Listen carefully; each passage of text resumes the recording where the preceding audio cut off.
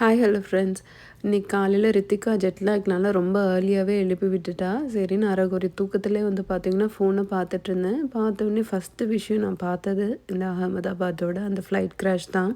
பொதுவாகவே இந்த மாதிரி நிறைய நடக்கும்போது கொஞ்சம் கஷ்டமாக இருக்கும். ஆனால் நான் பெருசாக இங்கே ஷேர் பண்ணதில்லை. பட் இந்த பர்டிகுலர் இன்சிடெண்ட் வந்து ரொம்பவே அஃபெக்ட் பண்ணுச்சு.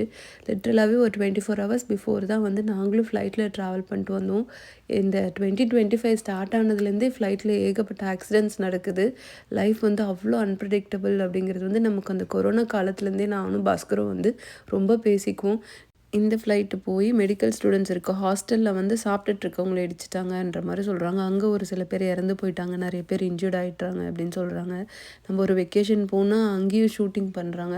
இந்த மாதிரி ஏகப்பட்ட இன்சிடென்ட்ஸ் நடக்குது. என்ன லைஃபை என்னன்னு சொல்கிறதுனே தெரியல. அவங்களெல்லாம் நினச்சா நிஜமாவே ரொம்ப வருத்தமாக இருக்குது. யாருக்குனாலும் எப்போனாலும் என்னனாலும் நடக்கலாம். அதுதான் வந்து லைஃப்ன்ற மாதிரி இருக்குது.